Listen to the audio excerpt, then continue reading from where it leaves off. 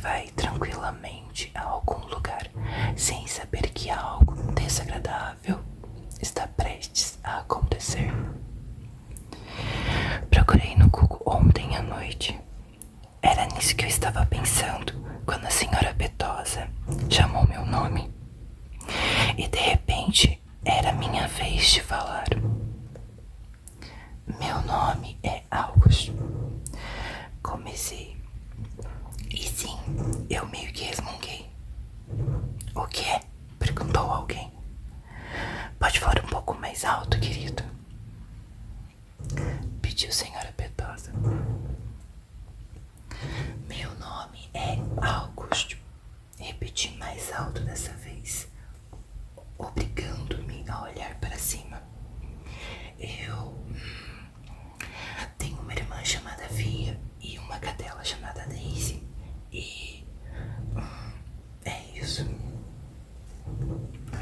Maravilhoso, disse senhora Petosa. Alguém quer perguntar alguma coisa para o Augusto? Ninguém falou nada. Certo, você é o próximo, disse ela para o Jack. Espere, eu tenho uma pergunta para o Augusto, disse o Julian, levantando a mão. Por que você tem essa trancinha na parte de trás do cabelo? É alguma coisa tipo Padawan? É, respondi, dando de ombros e assentindo. O que é uma coisa tipo Padawan? A senhora Petosa perguntou. Perguntou sorrindo. É do Star Wars, respondeu Julia. Um Padawan é um aprendiz de Jedi. Interessante, disse a professora, olhando para mim.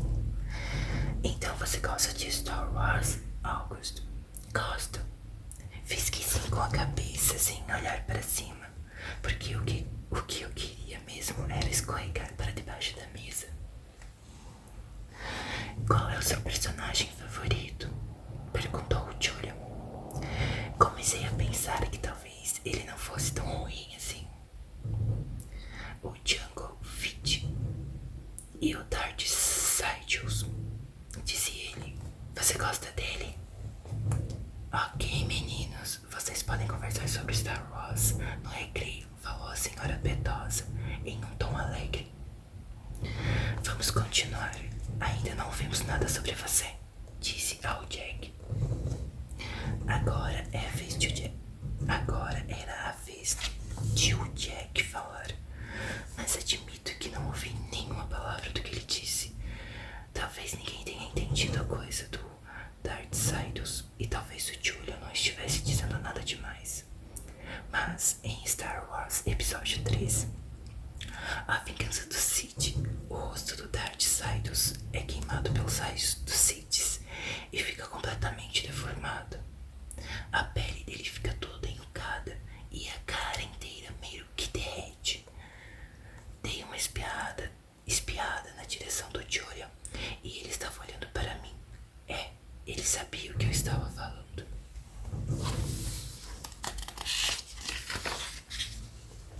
Escolha ser gentil. Houve muita confusão na sala quando o sinal tocou e todos se levantaram para sair. Conferi meu horário e a próxima aula era de inglês, na sala 321. Não parei para ver se mais alguém na minha turma seguia para o mesmo lugar. Saí correndo da sala, passei pelo corredor bem rápido e me senti. Sentei o mais longe possível da frente da classe. O professor, um homem bem alto, com uma barba amarelada, estava escrevendo no quadro negro. Os alunos entraram em pequenos grupos, indo e conversando, mas não ergui os olhos. Basicamente aconteceu o mesmo da primeira aula. Ninguém se sentou ao meu lado, só o Jack, que fazia piadinhas com alguns alunos que não estavam na sala da senhora Petosa. Dava para perceber que Jack era o tipo de garoto de quem as outras crianças gostavam. Ele tinha muitos amigos e fazia as pessoas rirem.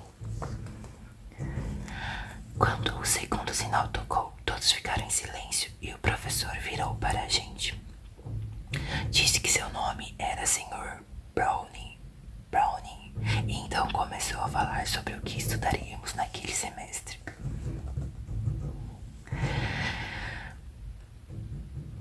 A certa altura, em algum momento, entre uma dobra no tempo, Shenhoff descia. Ele me notou, mas não se interrompeu. Passei a maior parte do tempo rabiscando no caderno enquanto o ouvia, mas de vez em quando eu olhava de relance para os outros alunos. A Charlotte estava na aula, Julia e Ian também. Os Miles, não. O Sr. Browning havia escrito no quadro, em grandes letras de forma preceito.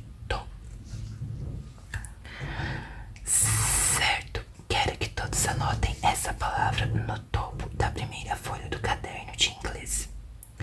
Enquanto fazíamos isso, ele disse: muito bem, quem pode me dizer o que é preceito? Alguém sabe? Ninguém levantou a mão. O Sr. Browning sorriu, assentiu e se virou para escrever no quadro de novo. Preceitos, regras a respeito de coisas muito importantes. Como lemas? Perguntou alguém. Como lemas? Respondeu o Sr. Browning, balançando a cabeça afirmativamente, enquanto continuava a escrever no quadro. Como uma citação famosa, como a mensagem de um biscoitinho da sorte, qualquer ditado ou fundamento que motive você. Basicamente, um preceito é qualquer coisa que nos sirva como orientação quando tomamos decisões difíceis sobre questões importantes. Ele escreveu isso no quadro e depois se virou para nós. Então, deem exemplos de coisas muito importantes, perguntou-nos. Algumas crianças ergueram o braço e, conforme o professor as apontava, elas davam suas respostas, que ele escrevia no quadro em uma caligrafia terrível. Regras, trabalho escolar, dever de casa. O que mais? Perguntavam e escreviam, sem nem se virar. Vão falando. Anotou tudo que os alunos disseram. Família, pais, bichos de estimação. Uma menina gritou: o meio ambiente. Meio ambiente. E ele escreveu isso no quadro e acrescentou: nosso mundo, tubarões, porque comem criaturas mortas no seno. Tinha um dos meninos que se chamava Brady. O Sr. Browning anotou: tubarões. Abelhas, cintos de segurança, reciclagem, amigos. Certo, disse o Sr. Browning, escrevendo tudo no quadro. Quando terminou, se virou para nos encarar de novo, mas ninguém falou a coisa mais importante. Todos nós olhamos para ele sem mais nenhuma ideia. Deus, tentou alguém. E percebi que, embora o Sr. Browning tenha escrito Deus no quadro, essa não era a resposta que ele queria. Sem mais uma palavra sequer, ele escreveu: quem nós somos. Quem nós somos, disse, sublinhando cada uma das palavras ao pronunciá-las. Quem nós somos? Nós, certo? Que tipo de pessoas somos? Que tipo de pessoas são vocês? Não é isso o mais importante? Não é esse tipo de pergunta que deveríamos nos fazer o tempo inteiro? Que tipo de pessoa eu sou? Algum de vocês notou a placa ao lado do portão dessa escola? Leram o que estava escrito? Alguém? Ele olhou em volta, mas ninguém sabia. A placa diz: conhece-te a ti mesmo. Falou o Sr. Browning sorrindo e assentindo. É isso que vamos fazer aqui, descobrir quem somos. Achei que estivéssemos aqui para estudar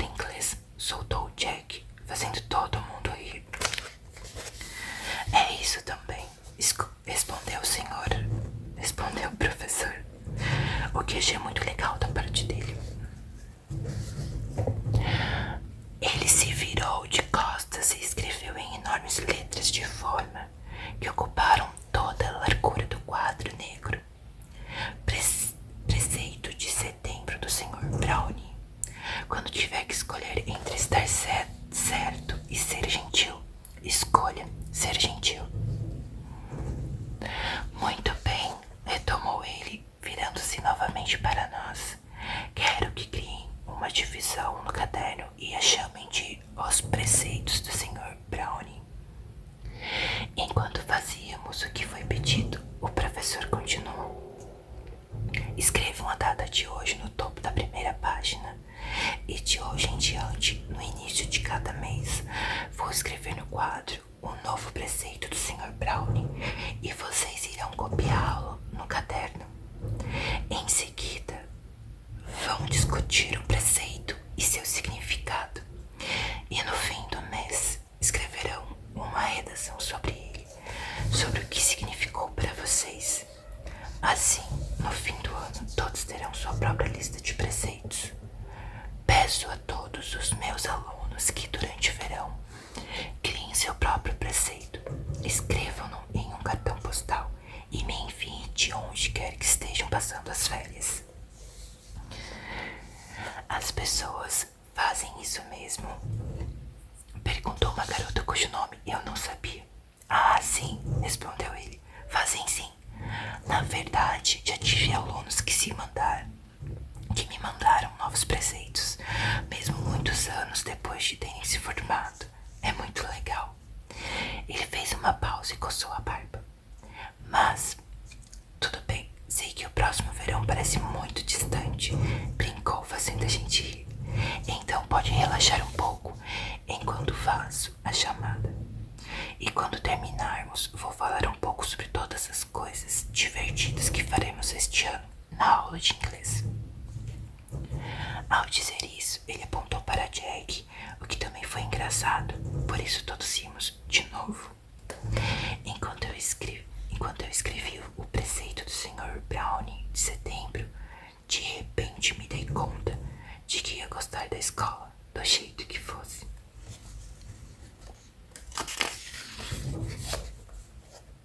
Almoço. Tinha me alertado sobre o almoço na escola, então acho que eu deveria saber que seria difícil. Só não esperava que fosse tanto. Basicamente, todas as crianças e todas as turmas do quinto ano inundaram o refeitório, ao mesmo tempo, falando alto e esbarrando uma nas outras, enquanto corriam para as mesas diferentes. Uma das inspetoras que tomavam conta do refeitório disse algo sobre ser proibido guardar lugares, mas não entendi do que ela estava falando e talvez mais ninguém tenha entendido, porque quase todo mundo estava guardando lugar para os amigos. Tentei me sentar a uma mesa, mas a criança na cadeira ao lado disse: "Ah, desculpe, mas já tem alguém aí." Então fui a uma mesa vazia, esperei até a bagunça acabar e a inspetora nos dizer o que fazer em seguida. Quando ela começou a explicar as regras do refeitório, procurei em volta para ver onde Jack e Will estavam, mas não o vi por perto. Ainda tinha alunos entrando quando os professores começaram a mandar os ocupantes das primeiras mesas pegarem suas bandejas e fazerem fila no balcão.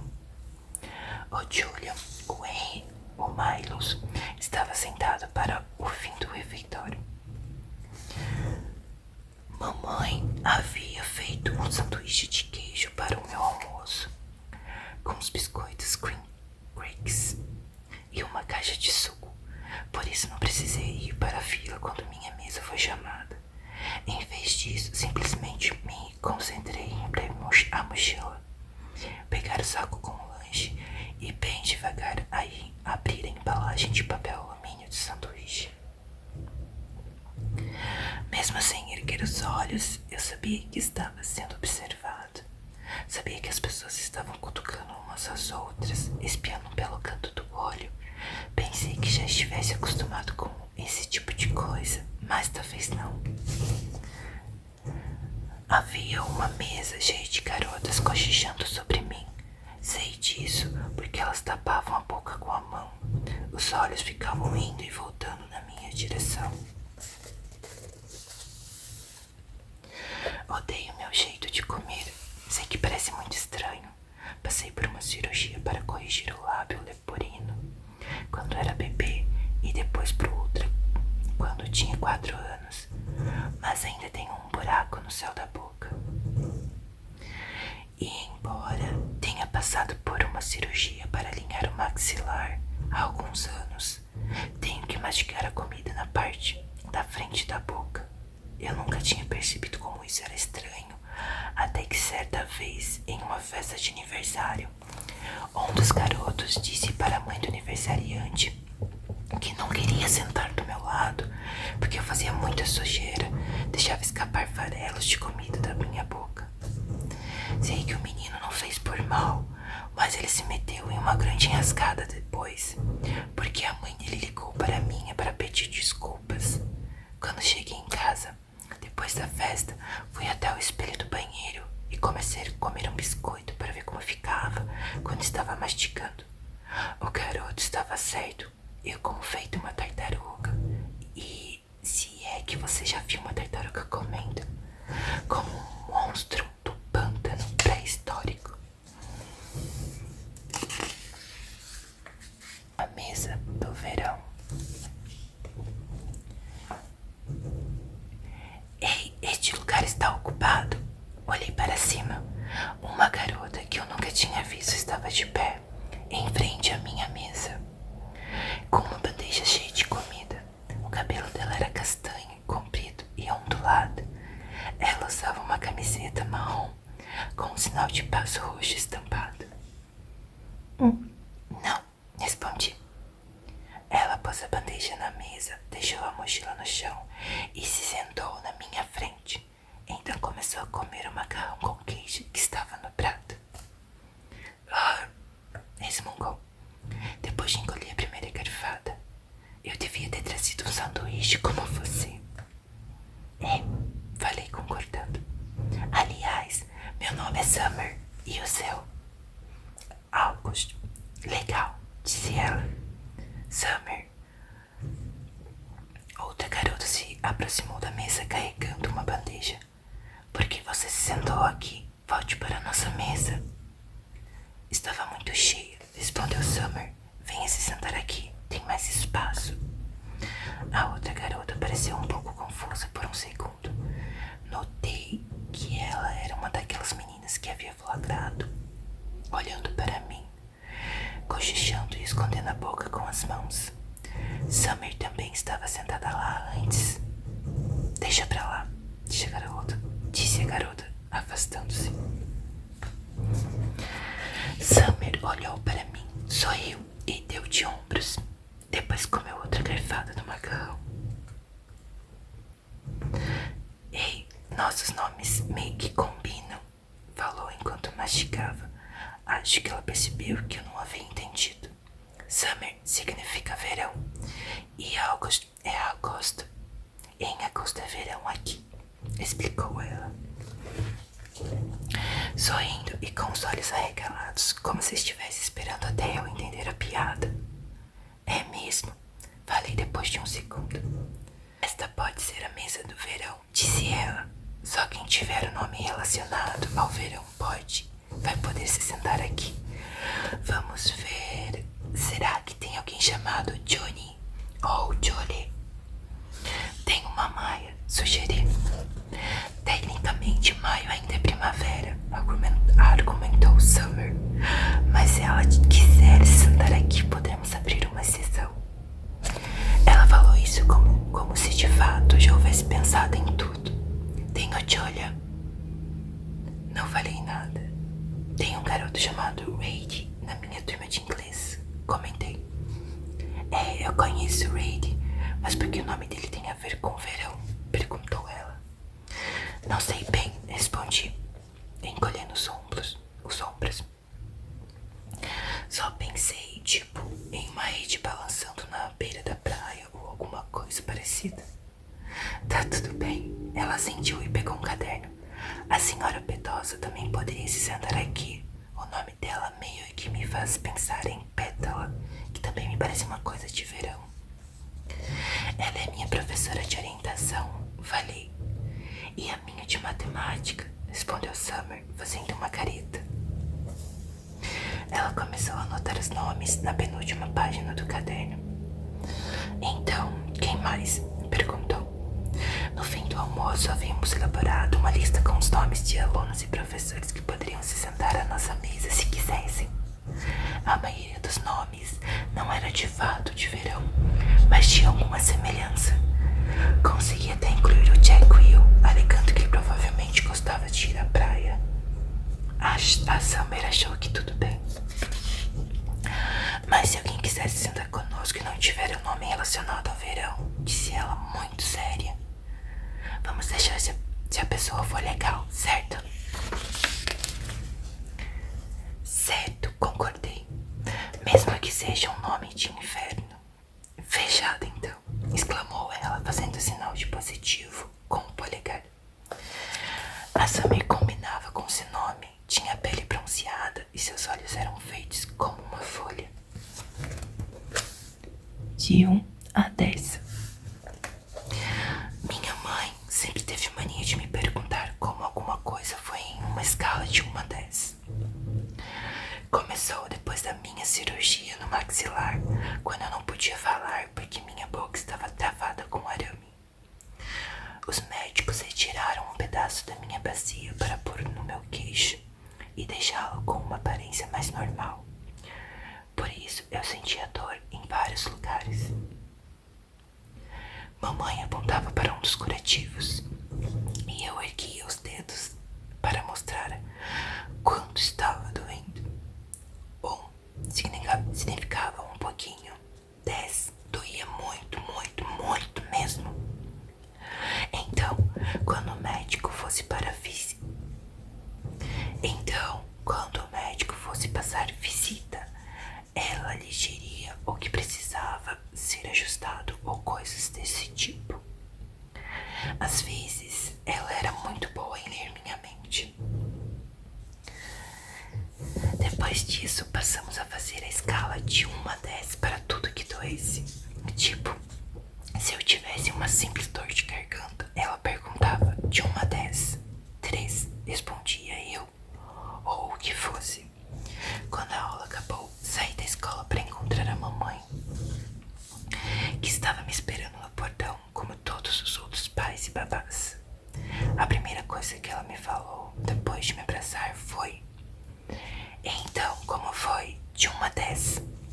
5, respondi dando de ombros. O que posso dizer deixou a mamãe completamente surpresa. Uau! Exclamou. Foi muito melhor do que eu esperava. Nós vamos buscar a Via. A mãe da Miranda vai buscá-la hoje. Quer que eu leve sua mochila, querido? Tínhamos começado a caminhar por entre a multidão de pais e alunos. A maioria dos pais me observava discretamente, apontando para que os outros me vissem. Não precisa, falei. Parece pesado demais, Aldi. Ela começou a tirar a mochila das minhas costas.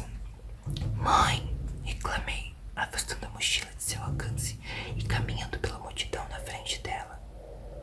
Até amanhã, August, falou a Summer, que caminhava na direção oposta. Tchau, Summer, respondi acenando para ela. Assim que atravessamos a rua e estávamos longe da multidão, mamãe perguntou: quem era aquela, Aldi? É a Summer. Ela tem aula com você? Tenho muitas aulas diferentes. Ela fez alguma aula com você? Não. Mamãe esperou que eu dissesse mais alguma coisa, mas eu não estava com vontade de conversar. Então, foi tudo bem? Eu sabia que ela estava com vontade de fazer 1 milhão de perguntas. Todo mundo foi legal? Você gostou dos professores? Sim. E as crianças que você conheceu na semana passada, elas foram simpáticas? Foram sim. O Jack passou bastante tempo comigo. Que ótimo, querido. E aquele outro garoto? o Julia. Pensei no comentário sobre o Darth Sidious. Parecia que tinha sido um século antes. Tudo bem, falei. E a menina Laura? Qual era o nome dela? Charlotte. Mãe já disse que todos foram legais. Tudo bem, respondeu ela. Sinceramente não sei porquê, mas eu estava meio zangado com a mamãe. Atravessamos a Almesford Avenue e ela não falou mais nada até chegarmos ao nosso quarteirão. Então começou ela. Como conheceu a Summer se ela não faz nenhuma aula com você? A gente sentou junto no almoço. Eu tinha começado a chutar uma pedra de um pé para o outro, como se fosse uma bola de futebol, fazendo com que ela rolasse para lá e para cá, na calçada. Ela parece muito legal. É sim, e é muito bonita, comentou a mamãe. É, eu sei, respondi. Nós somos meio que a Bela e a Fera. Não esperei para ver a ação dela. Simplesmente comecei a correr pela calçada atrás da pedra, que eu havia chutado para frente o mais forte que consegui. Naquela noite, cortei a trancinha na parte de trás do meu cabelo. O papai foi o primeiro a notar. Que bom, disse ele. Nunca gostei daquilo. Não conseguia acreditar que eu tinha cortado a trança. Levou anos para crescer, falou, quase como se estivesse zangada. Por que você cortou? Não sei, respondi. Alguém zoou você? Não. Você contou ao Christopher que ia cortar? Nós nem somos mais amigos. Isso não é verdade, disse minha irmã. Não acredito que você cortou a trança. Assim, sem mais nem menos, acrescentou contrariada. E saiu do meu quarto praticamente batendo a porta. Eu estava alinhado com a Daisy na minha cama quando o papai veio me botar para dormir. Ele chegou Daisy para o lado e com delicadeza se deitou comigo em cima do cobertor. Então, Aldi Bobby, o dia correu bem mesmo. Ele me chamava assim por causa de um desenho antigo de um cachorrinho, Dashu, que ele havia comprado para mim no eBay, quando eu tinha uns 4 anos. Nós tínhamos assistido ao DVD muitas vezes, principalmente no hospital. O nome do desenho era Bibo, Pai e Bob, Filho. Por isso ele me chamava de Aldi Bob e eu o chamava de meu querido e velho pai. Como o personagem fazia. Sim, super bem, falei balançando a cabeça.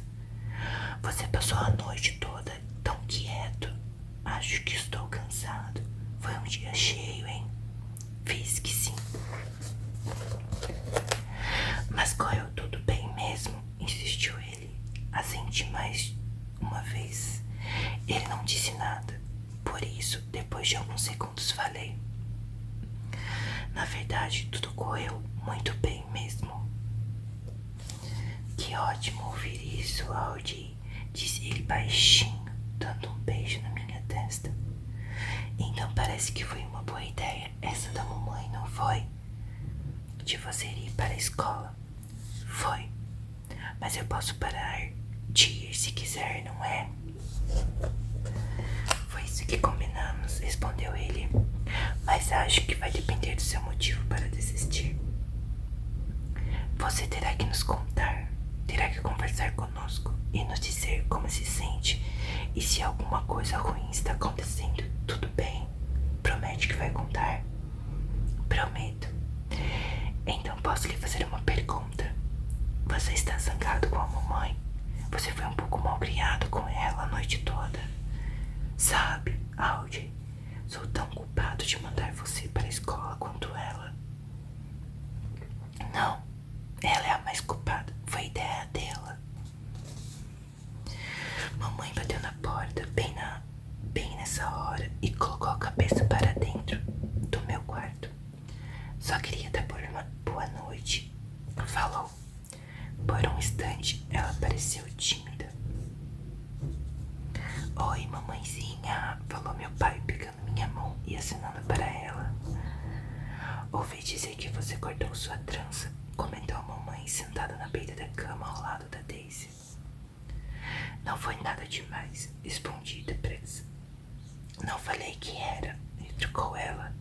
Por que você não põe o áudio para dormir hoje? Sugeriu o papai, levantando-se. Tenho mesmo que trabalhar um pouco. Boa noite, meu filho. Boa noite, meu filho. Meu filho.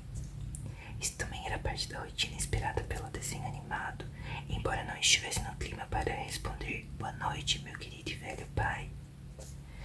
Estou muito orgulhoso de você, acrescentou ele. Meus pais sempre se revezavam para me pôr para dormir. Sei que é um pouco infantil da minha parte ainda querer que eles fizessem isso, mas era assim que as coisas funcionavam com a gente.